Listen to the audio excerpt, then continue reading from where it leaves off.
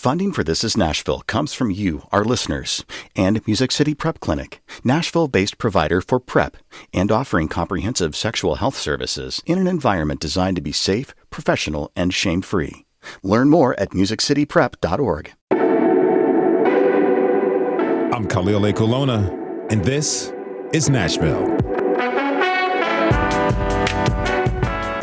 Nashville is no stranger to live performance. From the Ryman to the Grand Ole Opry to the heyday of Jefferson Street, we have made a name for ourselves at a national and international level.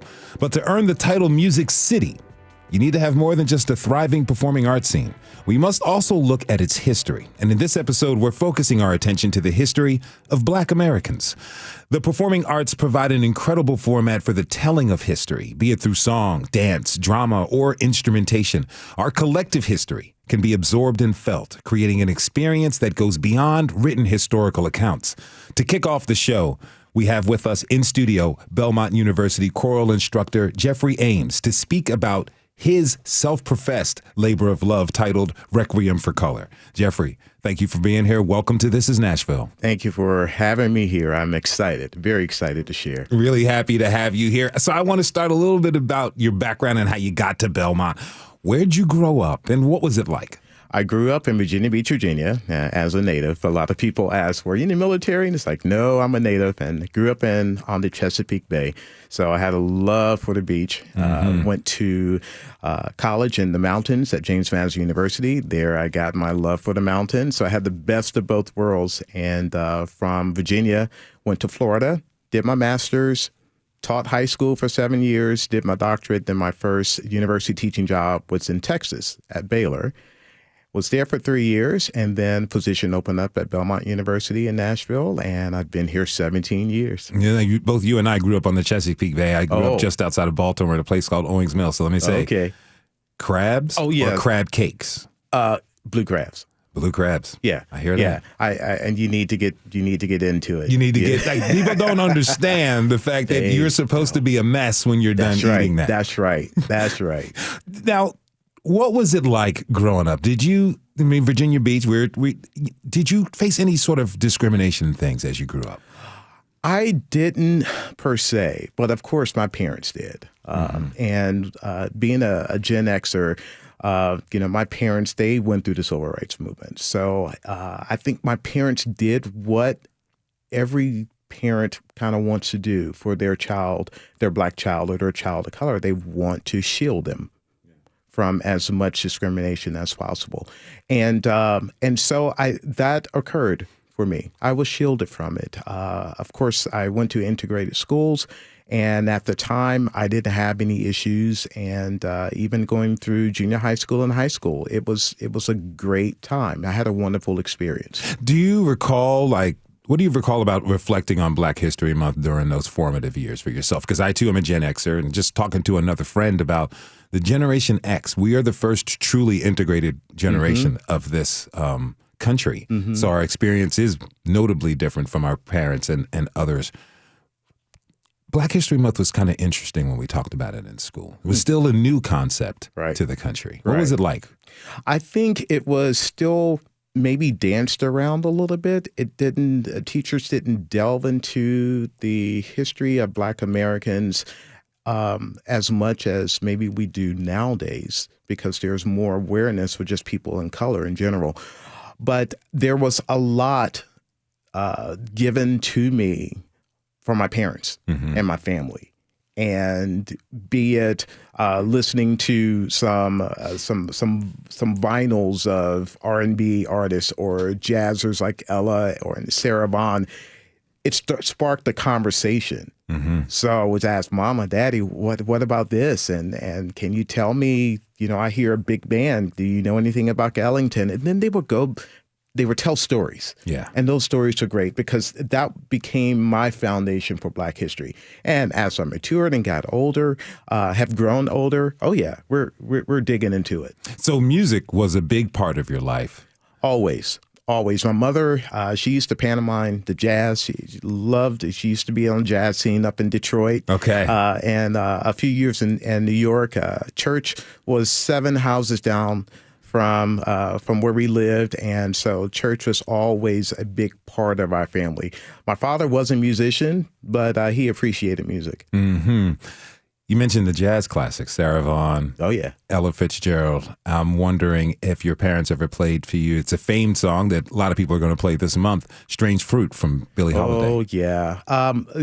It became something that I discovered. Mm-hmm. More so than my mom or dad playing Strange Fruit or telling me about it. Again, I think that was a moment to shield me. Mm-hmm. I think about that because you mentioned you listening to music teaching you about history. Mm-hmm. That song very much teaches people to this day about a very real and lived history of people there. And I'm sure moments like that, songs like that, really inspired you and influenced you to create this piece that we're about to talk about. So tell me, what is Requiem for Color? Requiem for Color kind of chronicles the Black experience from West Africa through modern day America. It was premiered in 2022 and it's being published in 2025. And I had a little bit of reckoning myself to say, okay, we kind of need a subtitle for Requiem for Color. Because if you just say Requiem for Color, and although color is spelled the British way with a U, which has significance, there needs to be something more. So the whole title, the new title, is Requiem for Color, A Journey Through Lament and Joy. Because we revisit those hard times. We revisit the moments of lynchings and Strange Fruit and the words of Ida B. Wells. But there's also a sense of joy and a sense of hope that we are still striving and fighting for a better America and a better life, but it is happening. Mm-hmm. We may get knocked back a little bit, but we still make progress. And the last movement is a gospel feature. And for many Black Americans, we want to get home. We want to get home to heaven. A lot of people do. Yeah. Are you weaving in different traditional African-American musical styles into this piece? Oh, yes. Oh, yes. So we know that the Requiem is a traditional Latin piece that brings homage and mourns those who have passed on. And that was going to be the basis of the piece, but I knew that I wanted to put our idiomatic styles in there.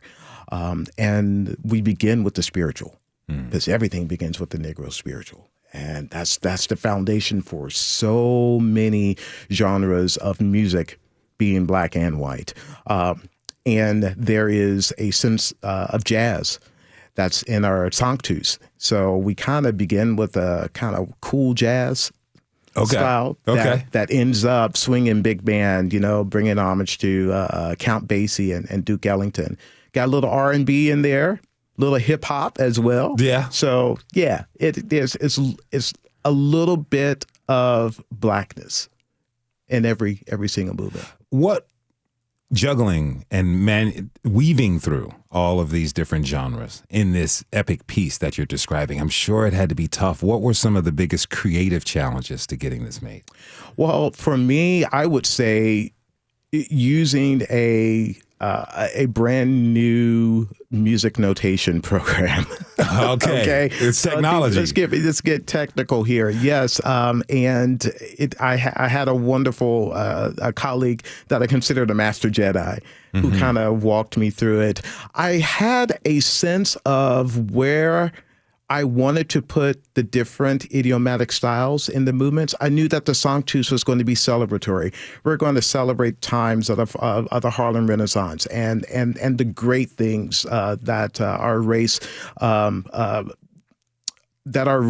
had at that time. So I knew it was going to be jazz. There's going to be jazz influence there because that was created by Black Americans. And I also knew that the Libera Me, which is Deliver Me, Lord, was an opportunity to incorporate hip hop and how we use hip hop and rappers to kind of go through our social ills and to share that. I knew that movement was going to be that way. So it wasn't very difficult for me to know where to place the different idiomatic styles. It was just getting that program down. It was just getting that program done. Yeah. Technology will do it to us every time. Absolutely. It's always good to have a colleague who's a master Jedi, by the way. That's true. It's helpful. That's true. All right, so we're here in Nashville. You've been in Nashville working at Belmont. What is your take? What's your perspective on the music scene in our city? Our music scene is very diversified and varied. We have a wonderful classical scene with a Grammy Award-winning orchestra that can play classics and also crossover. We have a large gospel scene. We have a large jazz scene here.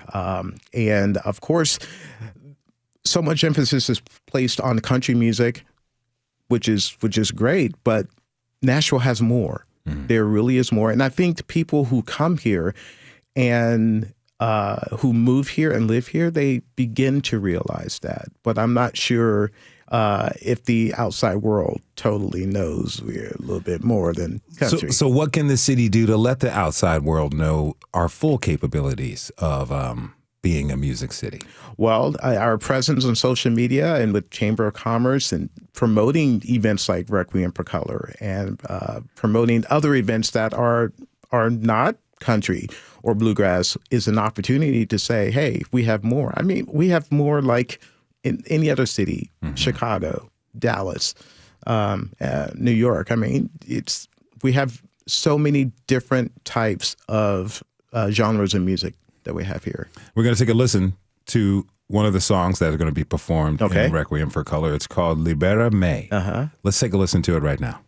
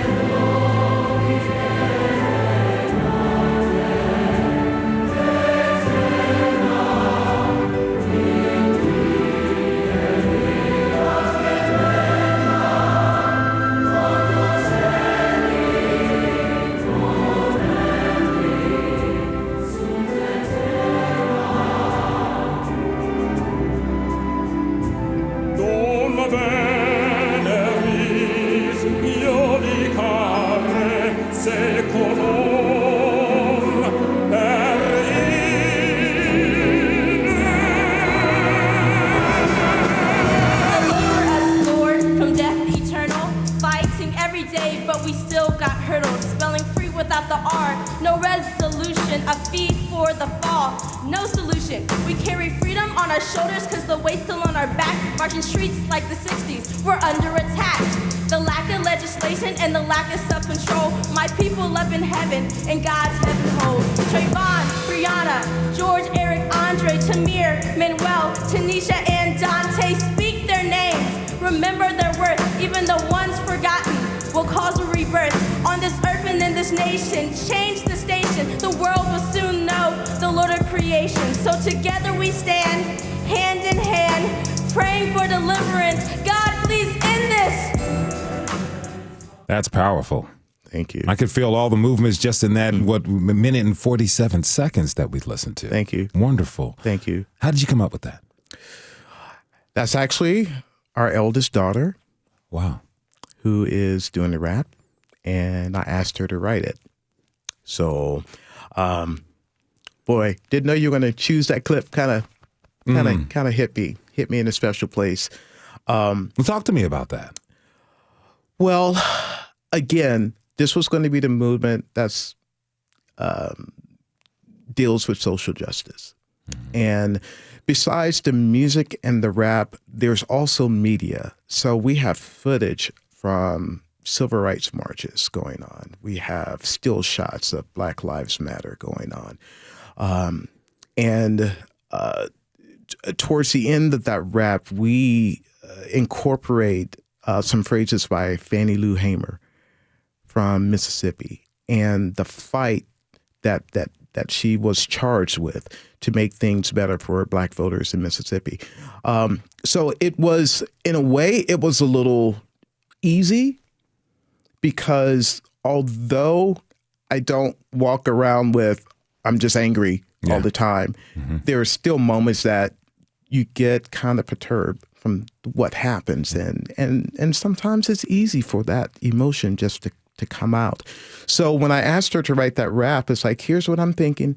Here's what I'm thinking, daughter. And here you go. And she has had a gift for writing poetry and prose. And so I knew she would be the perfect person for that. How old is she?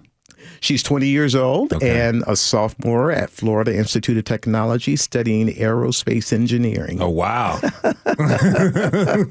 That's amazing. I can imagine, because of these themes, because you're recounting the history of African Americans from West Africa through the transatlantic slave trade to present day and where we are, to see your daughter write that and to perform that. I imagine it's something that you can't help but look at the entirety of the experience. And then you seeing your contribution in creating the next generation of folks, sure. And looking at my history and what my wife and I were able to produce with our children, and then looking at how we have instilled this in them and how they take it forward. It's truly a timeline. Yeah. And the tether is just still being pulled and taught. Tell me about some of the other folks who are involved in this. Who's starring in this?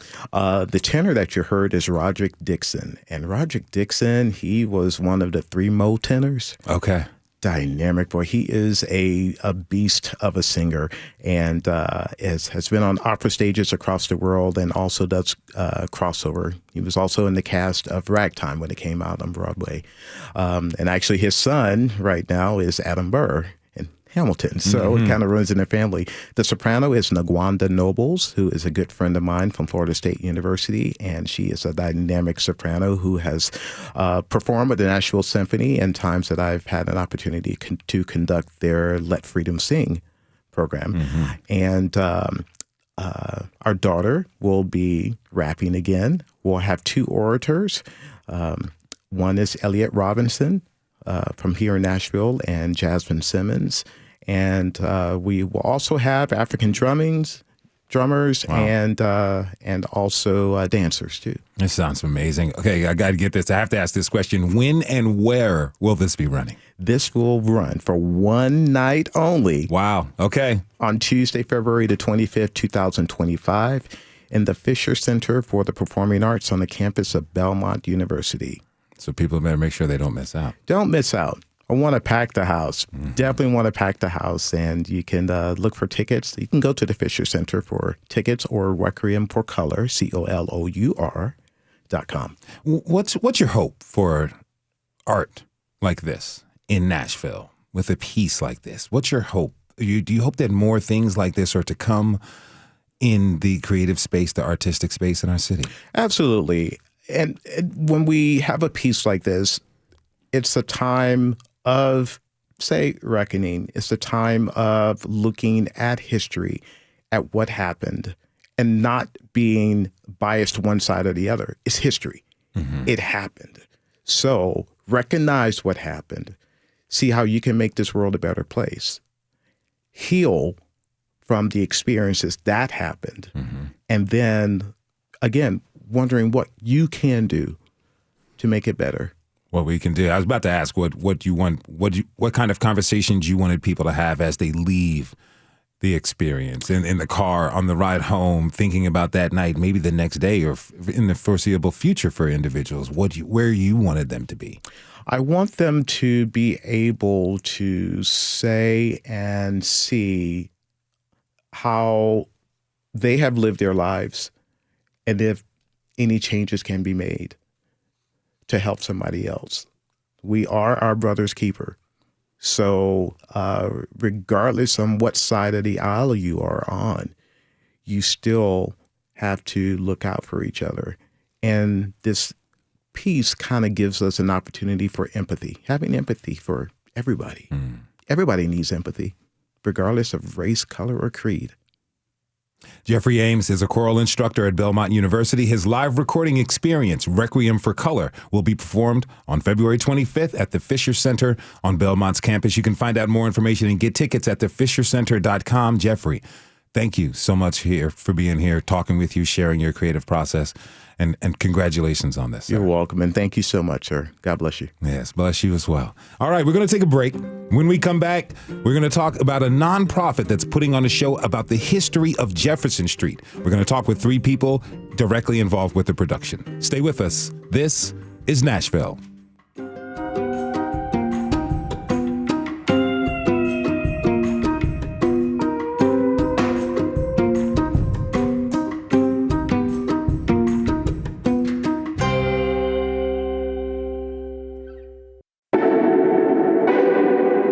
I'm Khalil A. Kulona, and this is Nashville.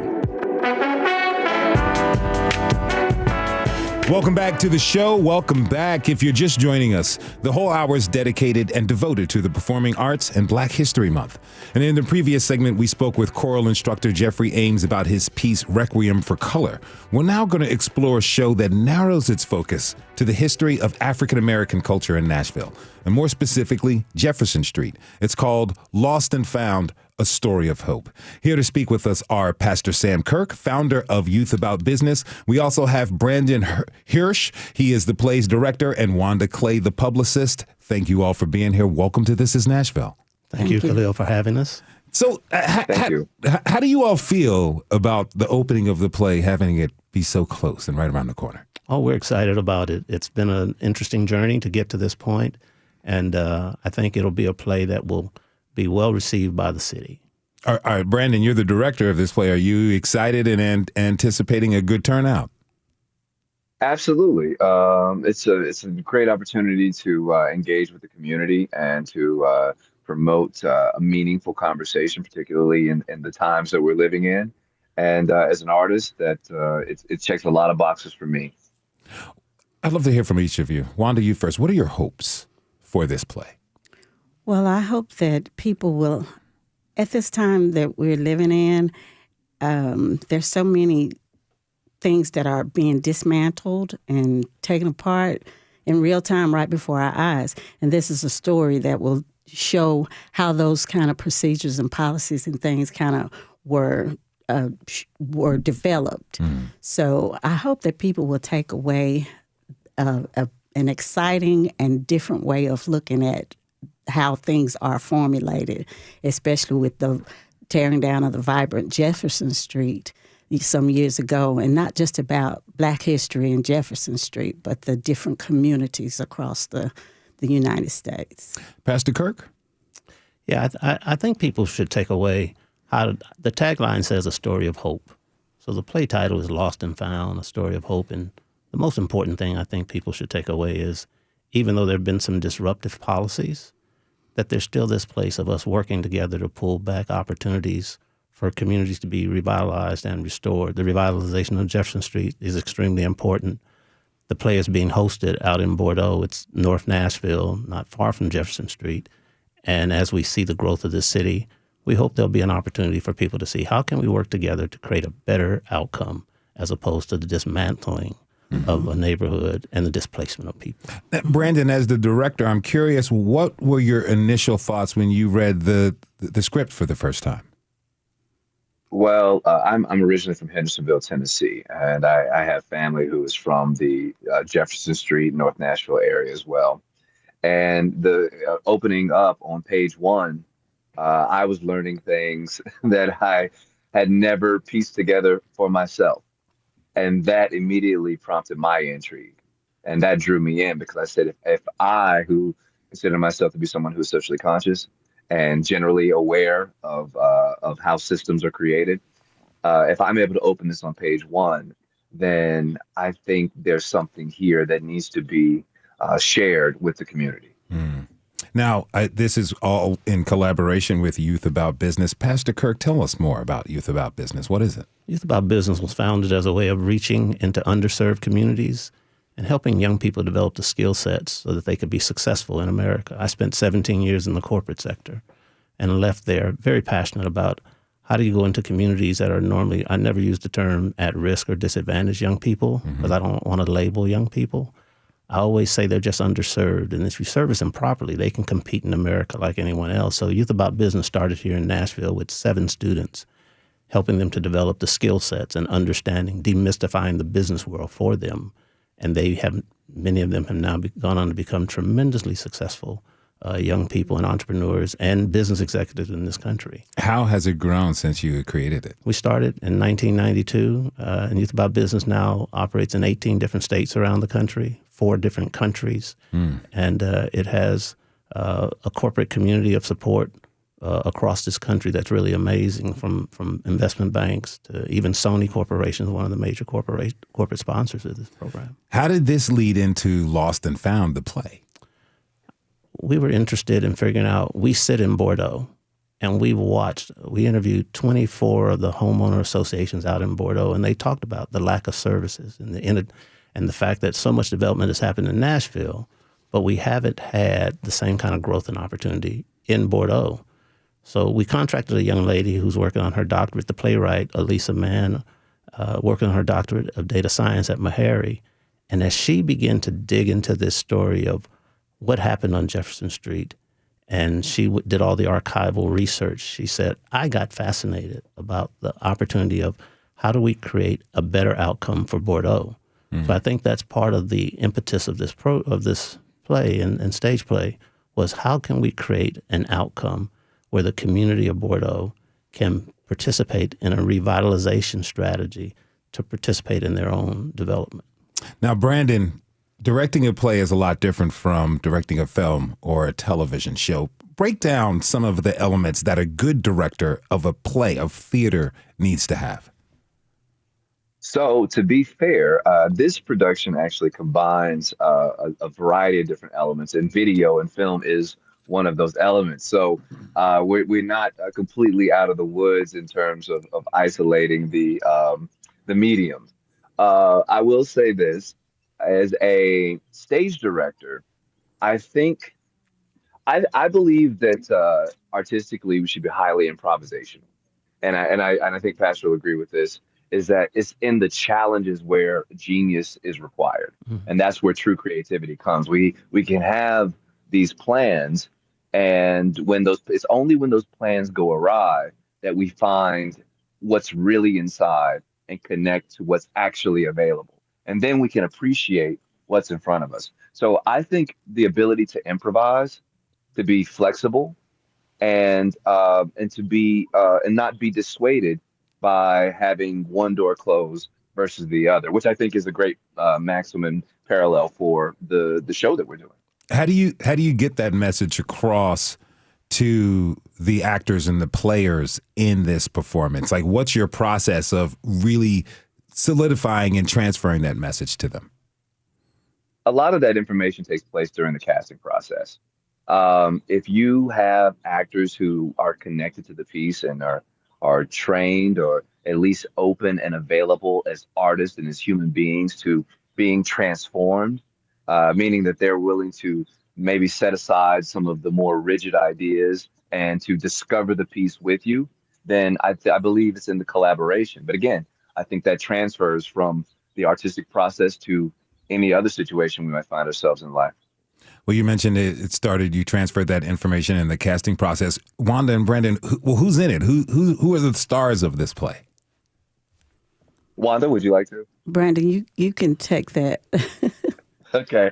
All right. So this is a sort of a unique piece. And La Prairie Young, who is an actor, you will know him from a variety of different TV and film shows. He's an actor that lives in Atlanta, but he actually lived the story we're telling. He lived over there in the neighborhood and was impacted. His family actually moved and was displaced by the obtrusion of I-40 through that neighborhood. So I thought of him immediately because I had known him from a previous project, and I said, this is a person who's not only are they right age-wise, but they're right for the character. They possess the skill set and the charisma that will allow him to bring these words to life in a unique way. And the personal connection made it that. So that's one of our actors. His wife is going to be joining us, Jen Harper, as well. And recently she's participated in 27 episodes, I believe it was, of Greenleaf as well. And just having that connection. And when an actor receives a piece, an actor either responds to the piece or they don't. And a lot of those things can be, you can learn those things through the casting process or by communicating with them directly. So a lot of it, I don't have to impart a lot of the information. A lot of the information is just they're responding to it the same way that I responded to it, or it has some sort of resonance for them. And from that, we can build. If you're just tuning in, this is Nashville, and I'm your host, Khalil Ekolona. We're discussing the performance arts celebrations that focus on Black History Month. Here with me to talk about the play Lost and Found, A Story of Hope, are Pastor Sam Kirk, Brandon Hirsch, and Wanda Clay. I'm interested, did any of you learn anything new about Jefferson Street that you hadn't known before as you were working and developing this project? Two of the old men that helped us to frame the project, we interviewed them, and they told us stories about the music scene that they were all attracted to on Jefferson Street. About every great musical artist would come to Jefferson Street when they were in town. They told stories about how the vibrancy of that place was an attraction on weekends. So I think for those of us that didn't live it, to hear them talk about it was extremely intriguing and interesting and eye-opening to me. One of the favorite parts of the play, and I won't disclose it, but is how they used to appreciate going to the movies on Jefferson Street because of the experience they had when they went to the movie downtown. And so those were they're interesting parts that are all incorporated. So we did our own historical kind of facts through these two men that actually lived it, and they were very passionate about explaining that to us. Wanda, did you learn anything new about Jefferson Street? Well, I think my point is to spread the word, because I've heard several stories from my parents and different people, from just growing up here in Nashville. And the stories are, scattered, as he was saying, but if we come to the play and we see the things that are, kind of put it all together and actually what happened, it's one thing to live and see something going on and not know how we got there. And it can be devastating and a tragic thing, but the hope in it all, that's what I want to do, is to make sure we push the word out there so that people can come in and see how did we get here, and where do we go from here? Because people are still doing business on Jefferson Street. There are things happening on Jefferson Street. It's just not like it was. And we would just want to know, how did we get here and what can we do to better it even more? Because there's still some things that are breaking down while building up and all that. So we just want to know how we got there. So you said you grew up here? In Nashville. Okay, so what were the stories about Jefferson Street that you heard growing up? Or did you even go to hang out there at any times when you were younger? Well, in high school, maybe, cutting school. I don't think I was that old. No, I don't mean like during its heyday. I'm not saying that. Come on now. I am saying, did you even hang out at Jefferson Street as you were growing up here? Well, I see some. I saw remnants of things, like the movie theater was still there, but then it became something else. I think a daycare later on or something like that. But I saw remnants of different things that used to happen when it was vibrant. And I also saw remnants of things being broken down, empty buildings and that kind of thing. But my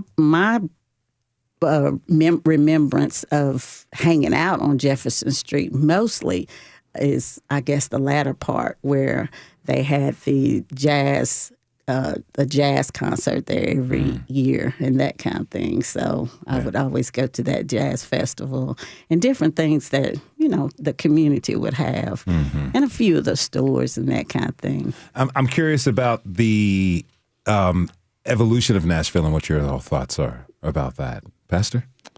Yeah, I moved here in 1986, so I've seen the evolution of the city. It was a sleepy, small country town at one point, and I travel pretty extensively. Nashville is becoming a destination city, and I think that what we see happening is that it truly, because of the Titans and all the other areas, Amazon's becoming a corporate headquarters for many companies. we're watching this evolution, and at the core of it, to me, is I hope that we don't lose the urban nature that we're able to have. And to me, Bordeaux is one of those places, as well as Jefferson Street. I think we can continue the revitalization of Jefferson Street, but we should be conscientious about how do we ensure that Bordeaux remains an urban center. Because as we watched in the area of East Nashville, we saw much displacement, and we still have an opportunity to make sure that we have a place in this city. Brandon, where is the play being held? We are performing at a place called Manna from Heaven. It is a event and performance venue that Pastor Kirk so kindly curated for us and prepared for us to present this show. And this is in Bordeaux. This is also in North Nashville area, but in Bordeaux as well. I want to thank you all for really being here. We've been speaking with three people associated with Lost and Found, a story of hope, Nashville's Jefferson Street story. Pastor Sam Kirk, show director Brandon Hirsch, and publicist Wanda Clay. Again, thank you all for being with us. Really appreciate it. Thank you so Thank much. you. And the play runs from February 14th through the 28th. You can get tickets at Eventbrite. You can find the link on the web post for this episode at thisisnashville.org. All right, we're taking one last break. When we come back, we're going to speak with Christian Sinclair. He's a creative director with the mission to connect and educate artists and enthusiasts. Stay with us. This is Nashville.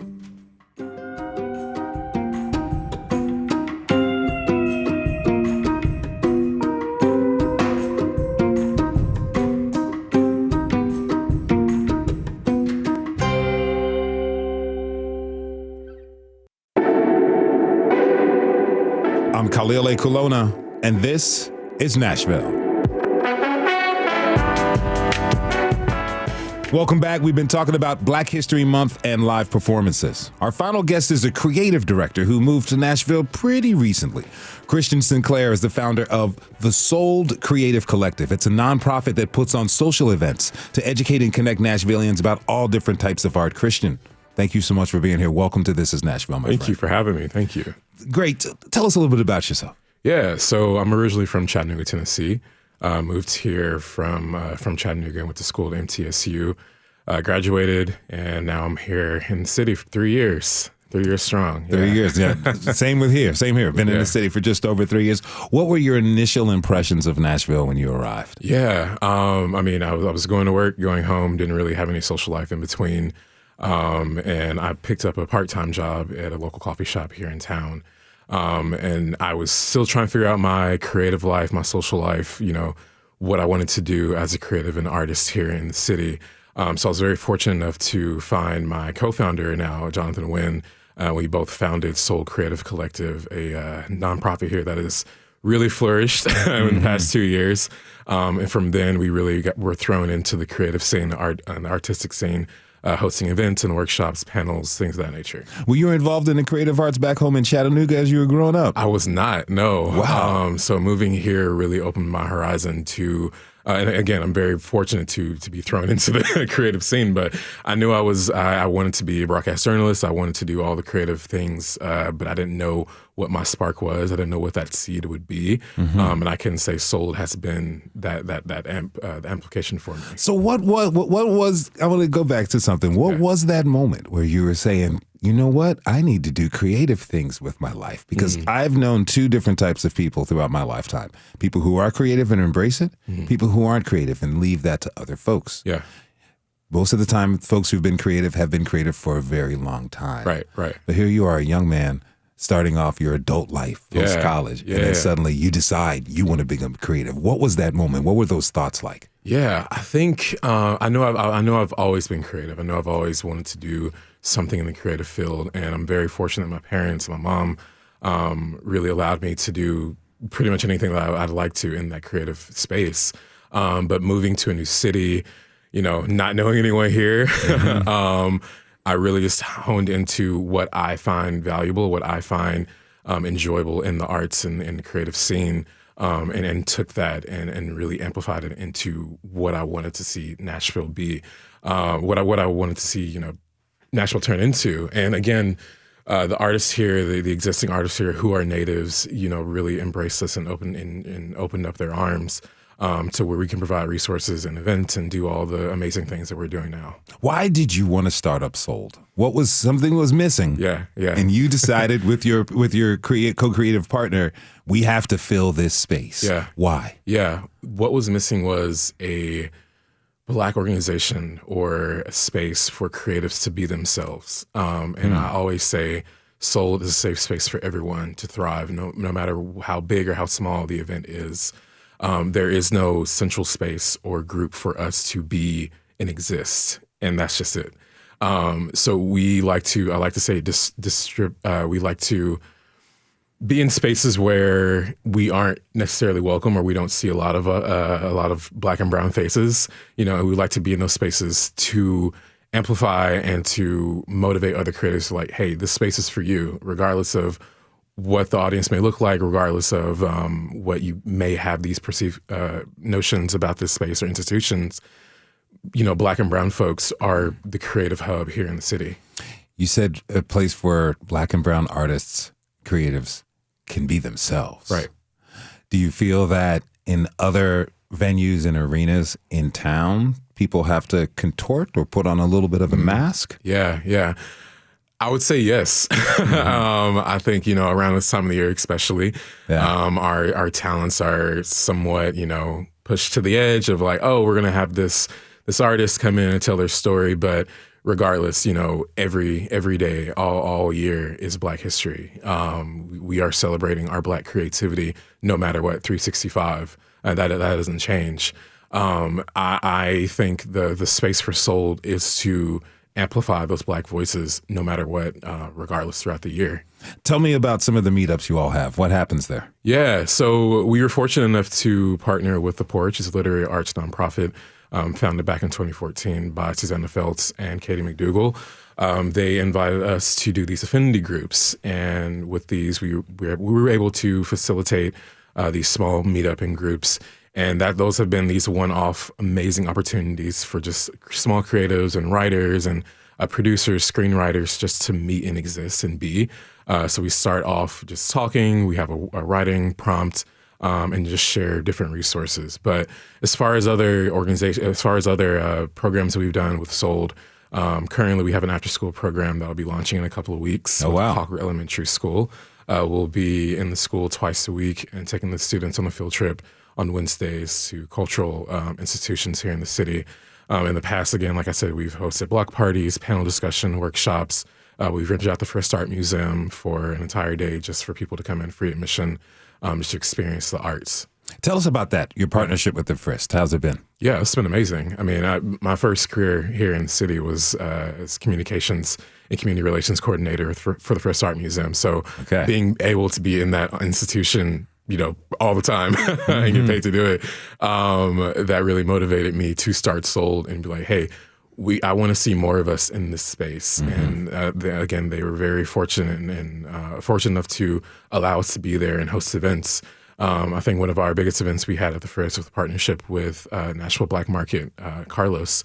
He and his team, in Soul, we collaborated into doing a Black art market with a lot of live entertainment, admission to the galleries, and we had workshops as well from other smaller local organizations in the city. Talk to me about the other cultures that are explored at the Soul meetup. Yeah.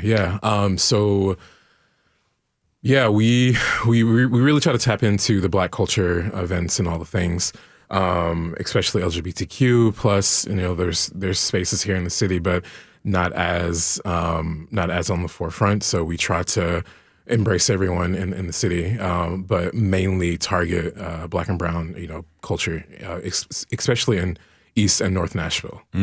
Why in those areas? Yeah, so we started Sold in East Nashville, and like I said, All People Coffee. But North Nashville is a central hub for where a lot of Black people just live. And Jefferson Street and the Arts District there, and North Nashville Arts Coalition, they've been a central part of that neighborhood, and we want to make sure that we give back, and that we're giving back as much as we can to the community and the artistic drive and initiatives that we're doing. It's been a couple years. Yeah, a very quick meteoric rise. Yeah, you could say. What's your vision for Sold as we move into 2025 and beyond? keep elevating, essentially. But I like to say we're a baby nonprofit 2 years in. So funding is always a thing, but being able to have the opportunities to do all of the program, especially giving back to the community. When we started Sold, we did do a lot of events. We've had about 38 events in the past 2 years, but I've always said I didn't want us to be an event-centered organization. I wanted resources out of this. I wanted to be intentional with everything that we did. And with that, again, we've been very fortunate just to work with some amazing people and amazing groups that have really launched Sold into what it is today. Has your perception of Nashville changed since you started doing these events? Absolutely. How so? Coming into this, it's a culture shock for me. Growing up in Chattanooga, in the inner city, I saw Black and brown folks every day, and moving here, definitely in culture shock, just trying to figure out my way around, especially in the creative community here, and starting off my career, in the city. So my perception has absolutely changed. I'm seeing the amazing people that are putting in the work here in the city and that we've worked with. And there is a Black and brown creative community here that is small but mighty, and we all stick together into helping out and supporting each other as best as we can. Would you like to see, in your vision for Soul, would you like to see it expand? I know you're in East and North Nashville, but South Nashville has a wonderfully diverse community full of creative people. You'd like to see it expand there and beyond the city limits? Oh, absolutely. However we can. And not even in Nashville, even. Whatever city we land in, or, whoever needs or wants to start Sold in their home city, we're all for. Now, I do want to talk to you about a creative director and what a creative director does, because the word, for about, let's say, the past 10 years, the word creative has come up quite a bit. And it can mean a lot of different things. Right. People are a little bit confused about it. So to you, what does a creative director do? It's a great question. I like to say a creative director is the brains behind the operations, not only, physically doing or creating the things, but handling logistics and communications and marketing and making sure the team is doing everything that we can to create this vision and bringing the vision to life. As a founder and creative director, I see the work as very collaborative, very fortunate for my team. I can't do this at all by myself. But again, as a director, trying to figure out logistics and funding and, the writing portions and exactly how we're going to do these programs and being very intentional behind it. That's what I think a creative director is, essentially. Or that's what I do in my role, So it takes a creative mind, artistic mind to help weave the logistics into a tapestry that offers the environment for this. Absolutely, right? Absolutely. And I think it's very important. And I recently had an interview how creative directors are different from just, normal creatives or artists. And for the longest time, I was like, well, I don't really consider myself as creative because, I don't physically paint or I don't draw. I had to find my lane in that creative directing, executive level, logistical admin work. That's still creative work, especially if you're putting in that effort into creating like you said, a beautiful tapestry of whatever this organization is. Do you, I've got about 30 seconds left, real quick. Do you enjoy, what gives you joy about providing this opportunity for artists and other creative? I can give you a really quick story. So at First Art Museum, we had an event, and everyone was having a really good time, but I had a family come up to me that lived in North Nashville. And they said, I had never been to this museum before, and I was born and raised here my entire life, and brought their whole family. And that really stuck to me. I think providing these spaces, providing resources for folks and letting them know that art is accessible for everybody really sparked what that mission and that vision of what Sold is today. Christian Sinclair is the co-founder of the Sold Creative Collective. Thank you very much for being here. I really appreciate it. Yeah, thank you. You can find out more information about Sold at souldcreative.co. That's SOULD creative.co. Again, Christian, thank you. Thank you. All right, and thanks to you for tuning in this hour. This is Nashville is a production of Nashville Public Radio. Today's episode was produced by Joshua Deepan. It was directed by Tasha A.F. Lemley. Our technical director and board operators, Liv Lombardi. The masterminds behind our theme music are Larange and Namir Blade. You can listen back at thisisnashville.org or wherever you get good podcasts. And the conversation does not end here. Comment. Tell us what you want to hear on the show by leaving us a message at 615-751-2500. Also, you can hit us up on Blue Sky, Instagram, and X at This Is Nashville. This is Nashville. I'm Khalil A. Kulona. We'll see you tomorrow, everybody, and be good to each other.